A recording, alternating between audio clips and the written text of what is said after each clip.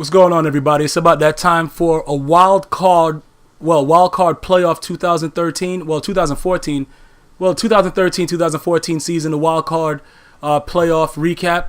We're going to go ahead and jump right on into it. You know, this one's going to be a little bit shorter because we don't have the full season of teams, but we're going to go ahead and start off with that, the Kansas City at Indianapolis.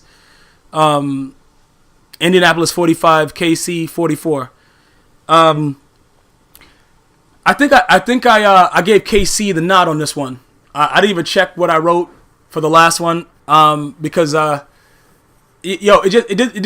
I understand that Jamal Charles went out. You know, dude had a concussion or he was just a pussy. I don't know what the deal was. I can't really question the man being injured. I don't know if I don't know.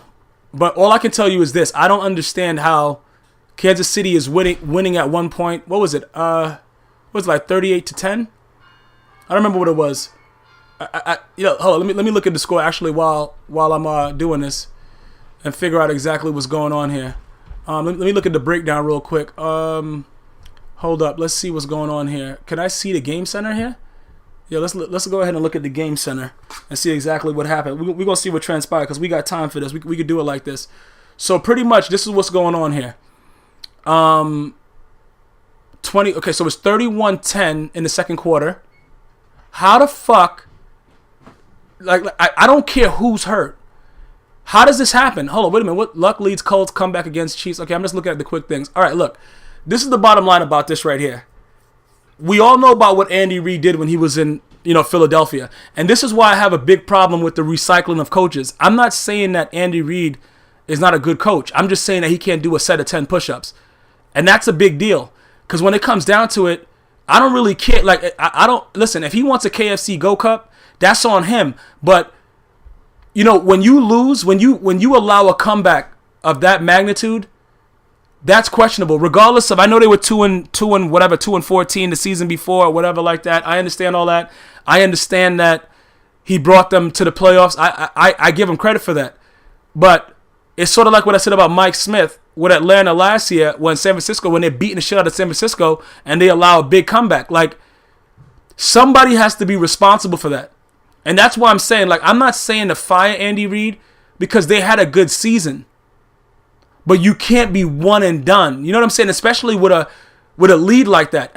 And like I said, Andrew Luck has to be one of the luckiest men in the world. I'm still thinking about that play where, was it Brown that fumbled and he picks it up and dives to the end zone? Like, what the fuck? Like, it was meant for him to win that game. And I gotta say something.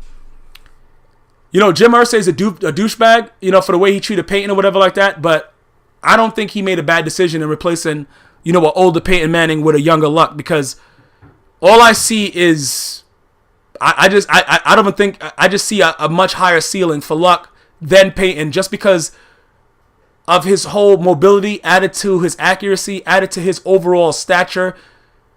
I just think he's, I think he's going to be a great quarterback in this league for years to come. Alex Smith wasn't bad. This hurts a lot. Like, you lose by a point. And the thing that's crazy about it is the Kansas City Chiefs defense, I believe, like, at the beginning of the season, it was like, what was it, number one? It was close to that. It had like early in the season, like the number one ranked defense. They were like fucking 8-0, 9-0, some crazy 8-0, 9-0, some shit like that.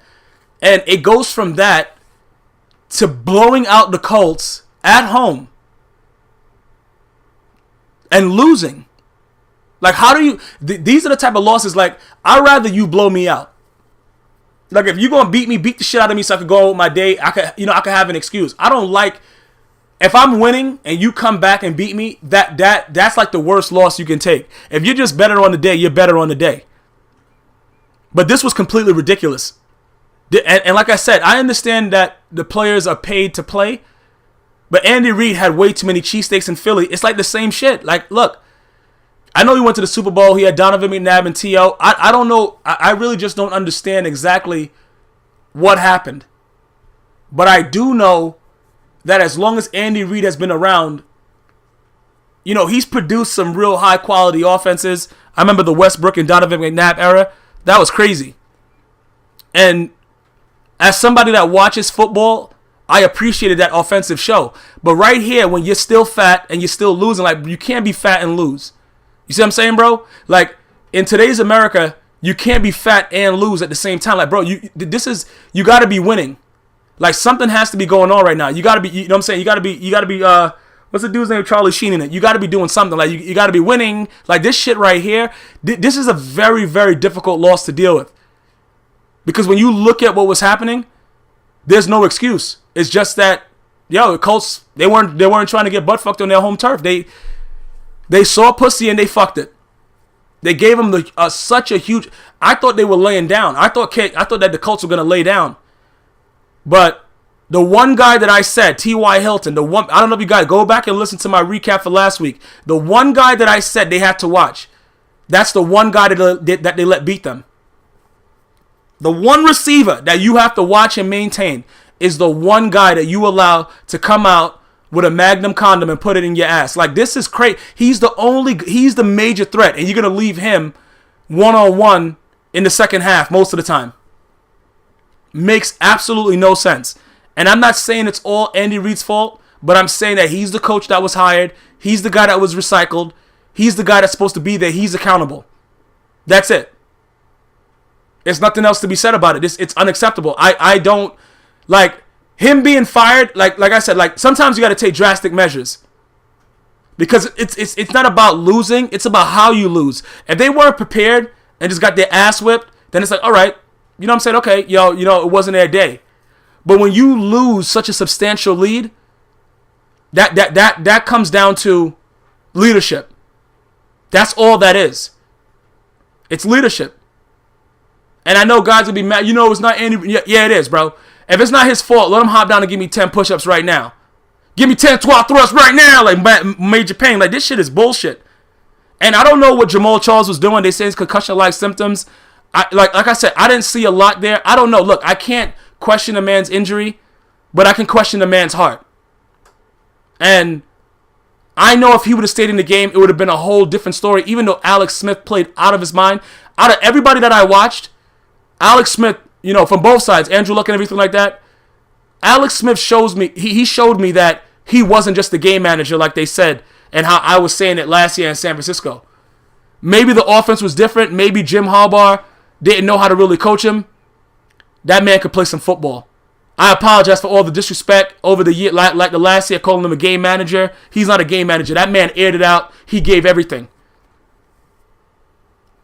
But when the chips fall, it all comes down to the coach.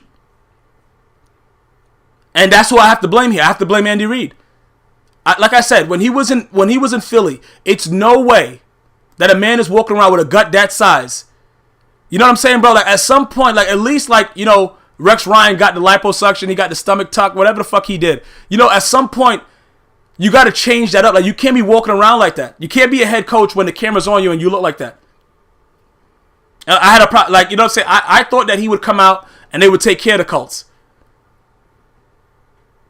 This was unacceptable. But I got to give Chuck Pagano and them boys credit over there in Indianapolis for not giving up. Not giving up. Jimmy Valvano, like, you just, the Mr. Jimmy V. You're not, never give up. That's pretty much what it is. They could have laid down, turned around, and just said, insert here. They never stopped fighting. That's a big deal to me. Because now, Andrew Luck being this, what is he, a second-year quarterback? He's still grinding while RG3 is getting benched and treated like a bitch, a.k.a. Bob. Like, this is a big deal. This is a big deal, like the step that he took on his home turf. He made soon the fans are going to be saying, Peyton who? It's just a matter of time. This man is showing that he can be something to be reckoned with for years to come. It was a very, very highly it was like an epiphany when I saw it. Like, wow, this man is really going to become something special. He really is. And it was fascinating to see it happen, but not. This had to be. I thought it was a fairy tale.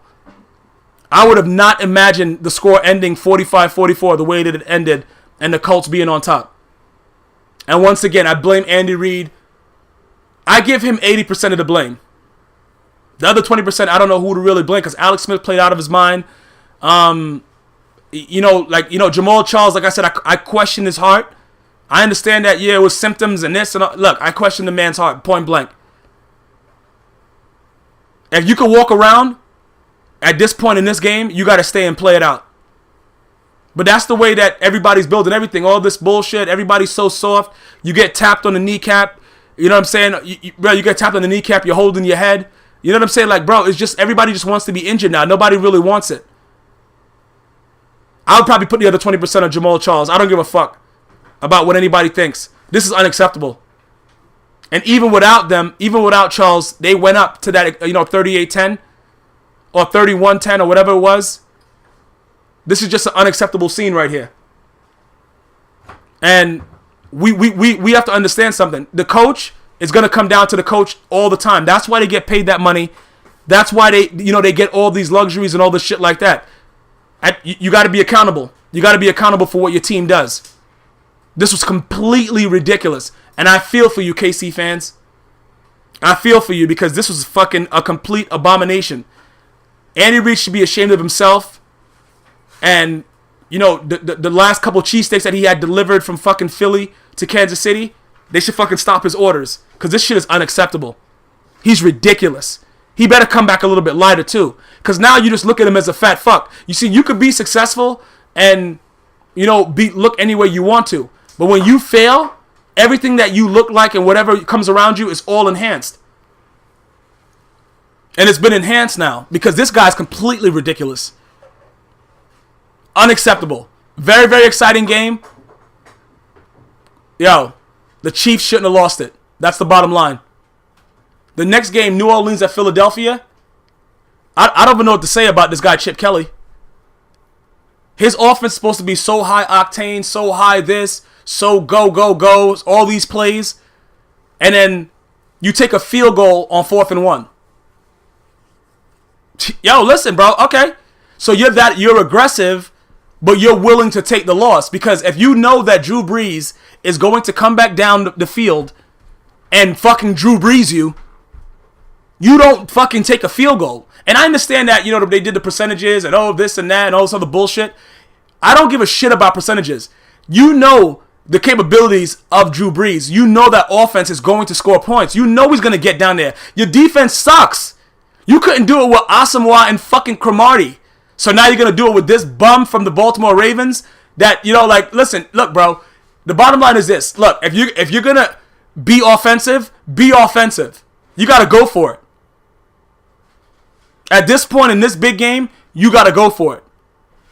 That was the pinnacle of the game right there. That was the point where I knew that whether it's butterflies, being a first-year coach, questioning yourself, your defense ain't that fucking good. They're going to come down there and get in that range. You know that. Me personally, like I said, I think a lot of other coaches would have went for it. I remember Mike Tomlin went for it on the Jets when they thought he was going to go for it. You have to change the game. You can't just, do what everybody else thinks you're going to do. That's why I always stress that. You can't just do what everybody else thinks is right. You got to do what's best and why what you think at that point. If you're so highly, aggressive on offense, you can't pick up a yard with that high octane offense. Run the clock a little bit, then take a field goal. Don't give them that much time, like something. You can't let New Orleans come in there into your home and spit on it.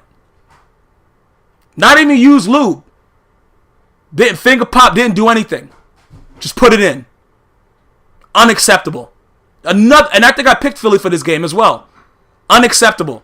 You're going to trust your defense that is so shitty to stop Drew Brees on a fucking on a last minute drive. Yeah, that's going to happen, Chip Kelly. You're an offensive guru, not a defensive guru. That's why you should have fucking went for it on 4th and 1. Because there's no way anybody could tell me the Eagles wouldn't have picked that shit up. You gotta listen, you got nothing to lose. The worst case scenario, okay, look, the game's over faster. That way you don't got to deal with the bullshit of watching Drew Brees come down the field with his dick out. That's what I would have done. I don't know what the Philly fans feel, but that's what I would have done. I was very disappointed that Philly lost this game. And I like Drew Brees. I love Sean Payton. But this was Philly's game to lose. And that's the bottom line. Next game. San Diego at Cincinnati. San Diego 27, Cincinnati 10. What did I tell you guys were going to happen in this game? And I want you guys to write it down from the last one. All my regular dudes. What did I tell you was going to happen? I picked San Diego to win this game solely because Marvin Lewis is the coach. That guy is a fucking joke. And until the owner realizes that he's a joke, the Bengals will continue to suck ass. I didn't pick San Diego because of their overwhelming talent. I picked them because Marvin Lewis is the coach of the Bengals. And that's what you're going to get. You're going to get that every time. This man will not build a winning franchise.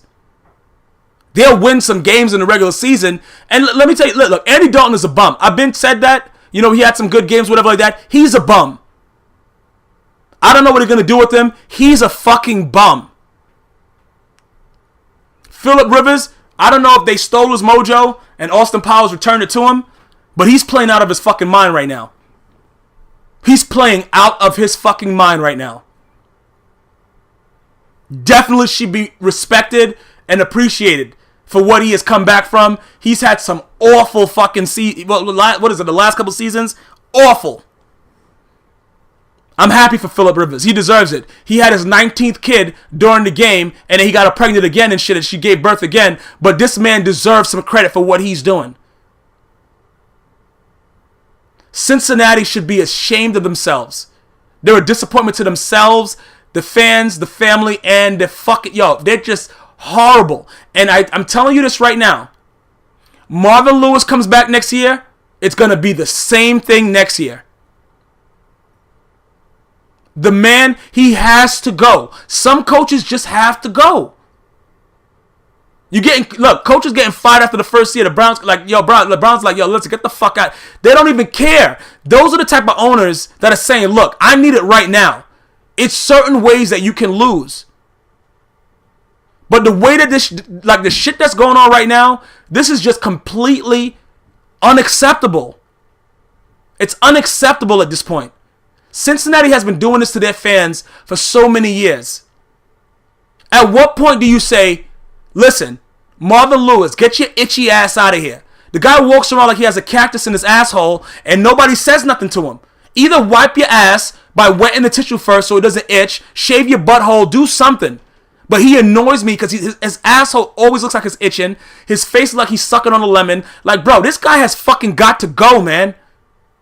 He has to go. You put up 10 points with AJ Green. Are you fucking... Andy Dalton is a fucking bum. And I understand that, the running back fumble, that fucking pussy motherfucker, was it Bernard? He's a fucking... Giovanni Bernard? He's a fucking clown. But it's not all his fault. You saw the passes that Andy Dalton was making? Like, bro, they switched. They came out in the fucking regular stack, 3-4 stack. They adjust to man coverage, man to man. On the left side, the linebacker follows the play, and he throws the ball anyway. Like, you don't see the shift, you fucking moron, you redhead dick? This was just so stupid to watch. I was fucking disgusted watching the Bengals. Even though when I was telling everybody that the Bengals were going to lose, and everybody was telling me you're a fucking idiot, I knew they were going to lose because of their coach. I didn't put anything else on it. And everybody that was calling me a dick, friends and family, oh yeah, you don't know what the fuck you talking about? I ain't hear shit from them yet. Marvin Lewis will continue to fuck this franchise over until he is relieved of his duties.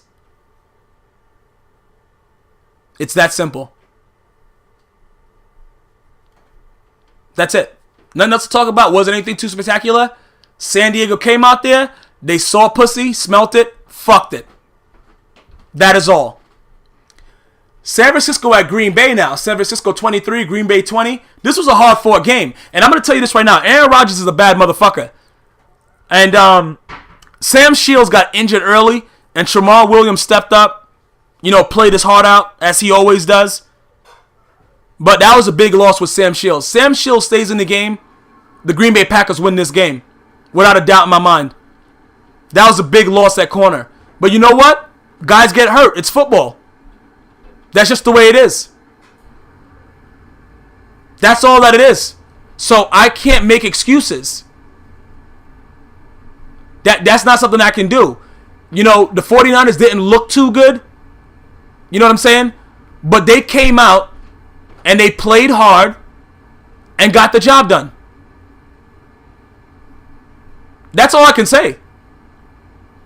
It's nothing else that's left for me to say. You know what I'm saying? Like, Kaepernick, what really hurt the Green Bay Packers once again was Kaepernick.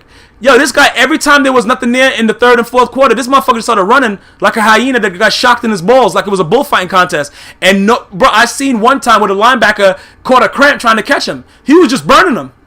Then he had the nerve to say he wasn't cold when he was asked after the game because their pussy was so warm in Green Bay, he wasn't even cold. Yo, listen, man. Their defense, like I said, they gave up a lot of plays. They fought hard. They had a home game. They should have won this game.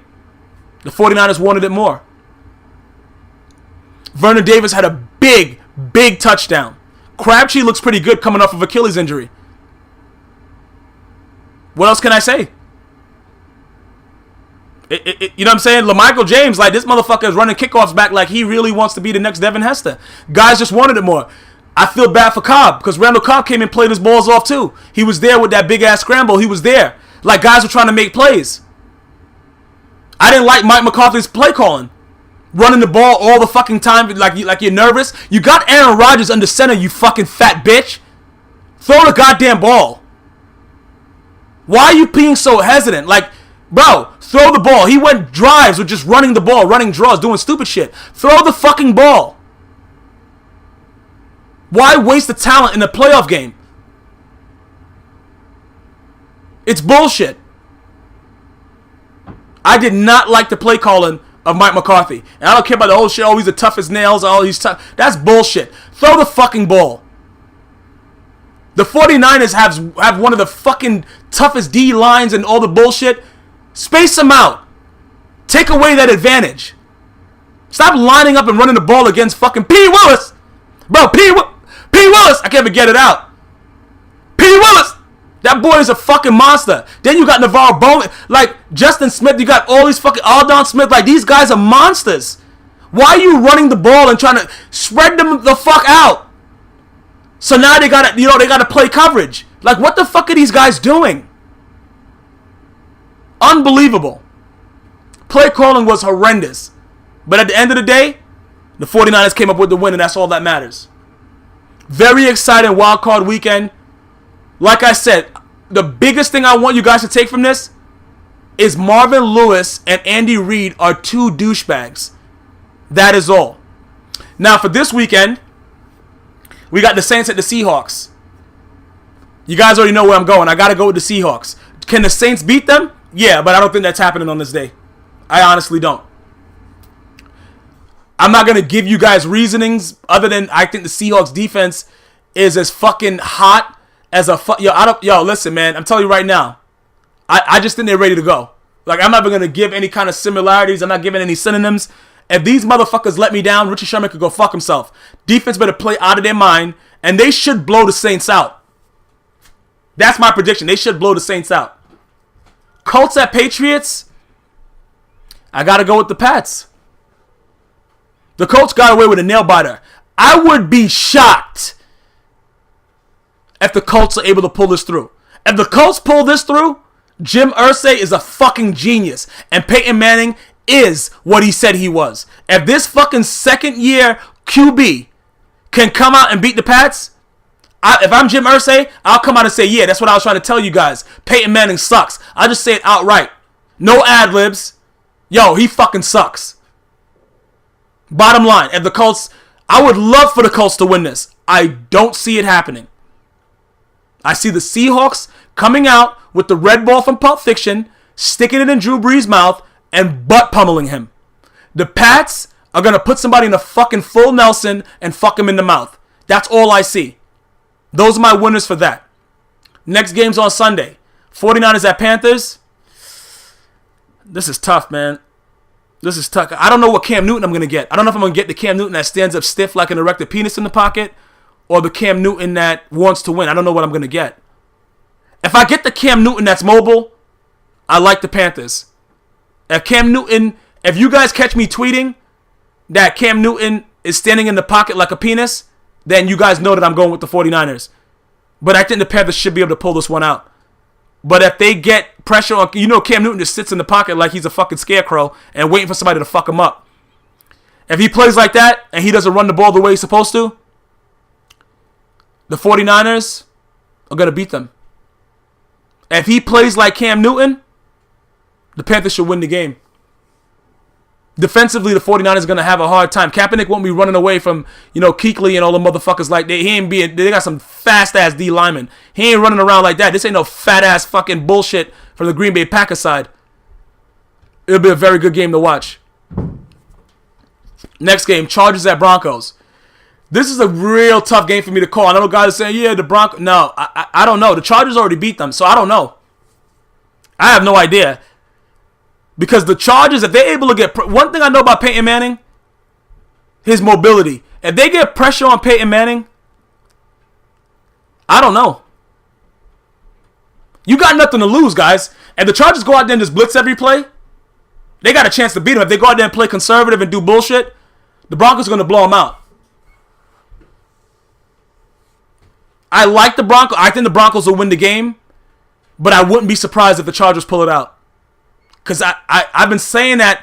I said that to you guys way before this happened. The Chargers are going to make the playoffs, and they're going to make some noise.